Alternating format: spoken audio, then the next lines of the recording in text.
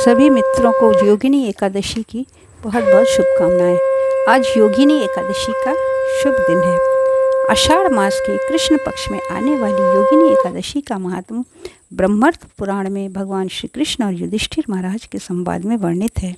एक बार युधिष्ठिर महाराज ने भगवान श्री कृष्ण को पूछा, हे भगवान, आषाढ़ मास के कृष्ण पक्ष में आने वाली एकादशी का संबोधन क्या है?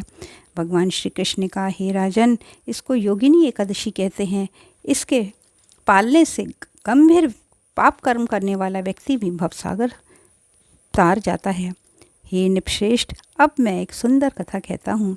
अलकापुरी के राजा महाराज कुबेर शिवजी के अनन्य भक्त थे। हेम नाम का यक्ष उनका माली था। उसकी पत्नी विशालाक्षी बहुत सुंदर थी और यक्ष हेम विशालाक्षी पर बहुत अधिक आसक्त था। मानस सरोवर से सुंदर फूल इकट्ठा करके वो फूल हेम कुबेर को देता था। कुबेर उन सुंदर फूलों का उपयोग शिवजी की उपासना हेतु करते थे। एक दिन हेम ने सुंदर फूल इकट्ठे किए, पर वो कुबेर को न देकर पत्नी के प्रेम के कारण ही घर में रखकर उसके साथ ही रहा। फूलों के अभाव के कारण शिवजी की पूजा संपन्न न हो सकी। 6 घंटे प्रतीक्षा के पश्चात कुबेर को अत्यंत क्रोध आया और उन्होंने अपने एक सैनिक को माली के पास भेजा। हेम माली के पास से लौटते ही कुबेर को उस सैनिक ने कहा, हेम माली घर में अपनी पत्नी का संग कर रहा है। ये सुनने के पश्चात कुबेर ने हेम माली को अपने पास लाने का आदेश दिया। अपनी भूल को जानकर हेम ने कुबेर के सामने आते ही साष्टांग प्रणाम करके हाथ जोड़कर खड़ा हो गया। क्रोधित कुबेर ने उसे कहा, हे मूर्ख, आध्यात्मिक तत्वों का खंडन करने वाले महापापी व्यक्ति, अपनी पत्नी की आसक्ति के कारण आज तुमने मेरे प्रिय आराध्य भगवान महादेव जी का अपराध किया है।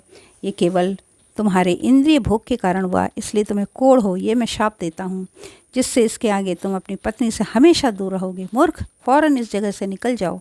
कुबेर के इस श्राप से हेम माली का अलकापुरी से पतन होकर मृत्युलोक में जन्म हुआ। थोड़े काल बाद उसे कोढ़ हो गया। उस दुख से वो परेशान था। भूख प्यास और परेशानी से व्याकुल होकर वो वन में गया और बहुत रात दिन उसने इसी तरह से गुजारे। दिन भर उसे सुख नहीं मिलता था और रात में उसे निद्रा नहीं आती थी। इसी तरह उसने अनेक सर्दी गर्मी के वर्ष निकाल दिए। पिछले जन्म में शिवजी की उपासना में सहायता करने के कारण उसे अपने पिछले जन्म का स्मरण था और अनेक पाप कर्मों में मग्न होते हुए भी उसकी चेतना शुद्ध और सावधान थी।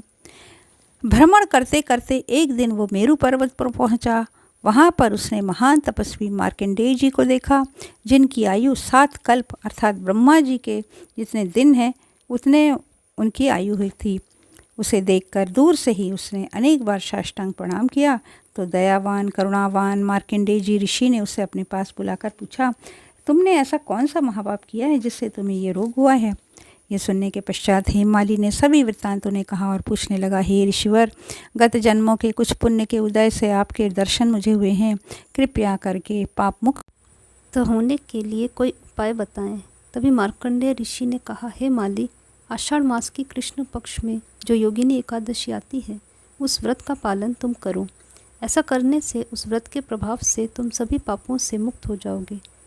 ये सुनकर हेम माली ने उस व्रत का कठोरता से पालन किया और कोढ़ मुक्त होकर अलकापुरी को लौट गया और अपनी पत्नी के साथ आनंद में रहने लगा।